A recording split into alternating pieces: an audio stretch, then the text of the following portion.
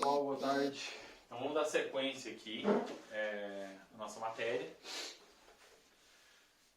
Ambientezinho diferente agora, né? Tô na casa da minha mãe, mas vamos dar continuidade aqui nos nossos vídeos, tá? Nós paramos falando sobre transtorno esquizofrênico. O que acontece? O transtorno esquizofrênico, mais cedo eu comentei sobre ele, né? Porque quando as pessoas têm aquela ideia ainda arcaica e que sobre o louco, né? Aquele o doido que o pessoal antigamente pensava, geralmente são alguns tipos de esquizofrenia que esse paciente costuma ter, tá?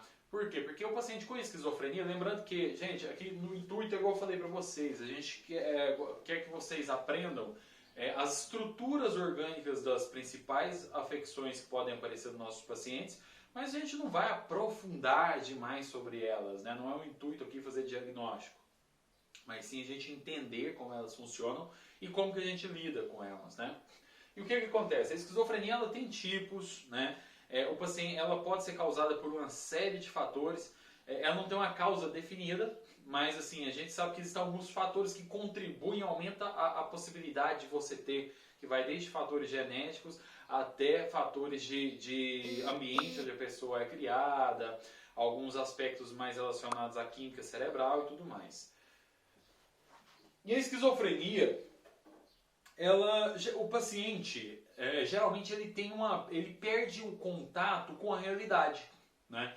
Ele pode apresentar alucinações, tá? Ele pode ver coisas, escutar coisas, ter a ideia de que o pensamento que ele está tendo não é dele. Pensar que eventos que acontecem no dia a dia, que são comuns na nossa vida, para ele, aquele evento só aconteceu porque tem um significado especial. Então, o paciente pode apresentar, inclusive o mesmo paciente, em determinados momentos, pode apresentar quadros mais agudos ou menos agudos. E não é uma doença que tenha cura, né? Mas ela tem tratamento, né? Onde o paciente, a partir de medicações e terapias, ele pode ter um controle maior sobre a doença, tá? Mas geralmente é uma doença que é crônica, né? O paciente vai carregar ela o resto da vida, né? Mas ela requer tratamento.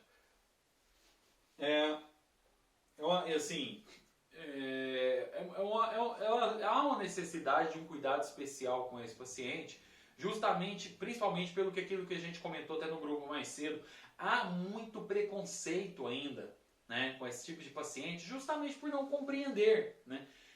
Quando você vê, às vezes, a pessoa conversando sozinha, o paciente não necessariamente é assim, o paciente pode apresentar apatia, desconexão com o mundo exterior e ele fica mais quietinho, entendeu? Não é só aquela coisa de ficar conversando, não, depende da fase e do tipo de esquizofrenia que o paciente vai apresentar, tá? Mas assim, esse requer um cuidado, uma atenção maior, né?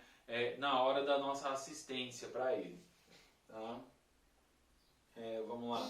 O indivíduo com esse transtorno, gente, ele está com suas funções perceptivas alteradas, né? Então há uma alteração das funções perceptivas, tá? Ele vê, ele ouve, ele sente, ele chega a sentir coisas que não são reais, né? Selecionam estímulos do ambiente que normalmente passam despercebidos com frequência, estando alheio ao que se passa à sua frente. Então, ele está aqui, está acontecendo um monte de coisa ao redor dele, ele não está notando, mas ele foca em uma única coisa e fica, né, naquela coisa que ninguém está nem prestando atenção, às vezes são coisas muito pequenas, e aquilo ali para ele é o que chama a atenção dele, que é aquilo que ele vai focar a sua atenção, né? E aqui agora um pouquinho sobre transtornos mentais de comportamento decorrentes do uso de substâncias psicoativas. Isso é muito importante falar, porque infelizmente nós temos uma epidemia de droga também no Brasil, né?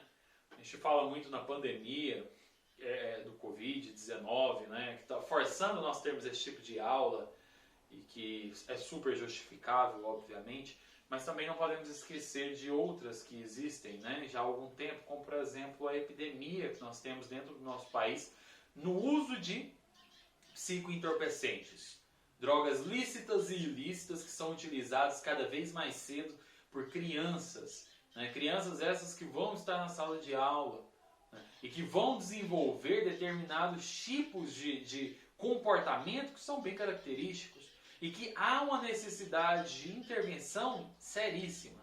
Né? Porque, infelizmente, o que a gente nota é que o problema não é só a droga, não que a droga não seja um problema, que é de fato muito grande, mas também o meio, né? A vulnerabilidade que essas crianças que utilizam esses psicoentorpecentes, elas vivem. Geralmente é uma vulnerabilidade social, econômica, familiar muito grande. Há violência, né? Então há uma necessidade também de uma atenção redobrada nesse tipo de caso. Por quê? O que a gente considera? Considera como psicoativas as substâncias que provocam um estado de alteração em nosso funcionamento mental, aumentando, diminuindo ou distorcendo sua atividade e que causam dependência. Tá?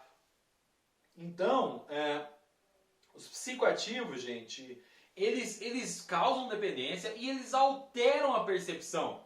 Então nós temos cada tipo de psicoativo, eles causam sintomas diferentes no seu paciente. Exemplo, a cannabis, né, a maconha. Ela é conhecida por ser um depressor do sistema nervoso central alucinógeno.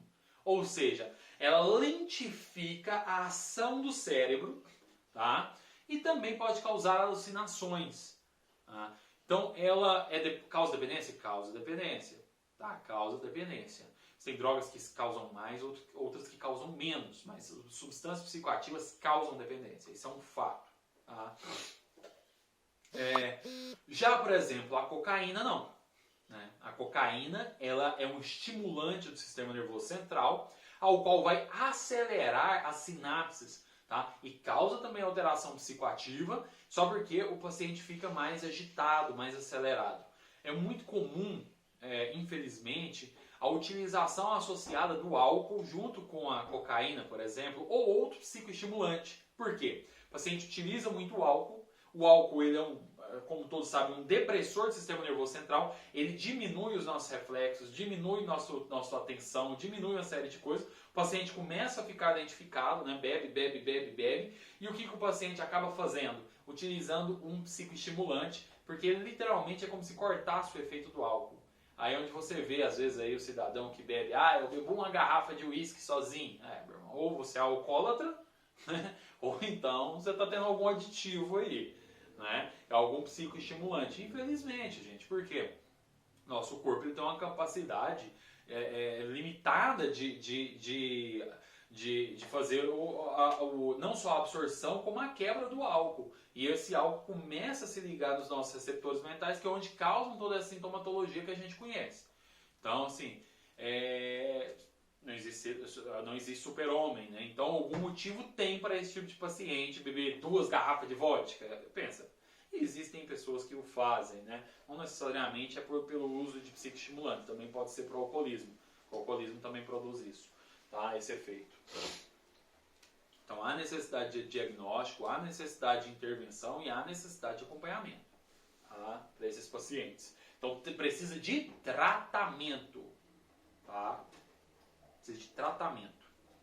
Até porque as drogas, geralmente, há um fator social muito forte. Muito forte. Social, familiar, muito forte, relacionado. Então é onde a escola ela tem papel fundamental. Né? Porque, infelizmente, a escola é sobrecarregada hoje? É sobrecarregada, a gente sabe disso. A escola está assumindo papéis que não compete a ela? Está assumindo, a gente também sabe disso, infelizmente. Só que, ao mesmo tempo, é uma oportunidade que nós temos. A educação da forma que funciona vai conseguir fazer isso tudo, gente? É muito difícil, nós sabemos, sobretudo a educação pública, né? Mas quanto mais preparados os profissionais são, melhor assistido os nossos clientes, os nossos alunos, as nossas crianças são. Né? Então, assim, nós temos que intervir, nós temos que tentar, da melhor forma possível, estar ajudando essa criança que lá na frente vai ser um membro ativo da sociedade. Né? E agora ele pode ser um membro ativo da sociedade.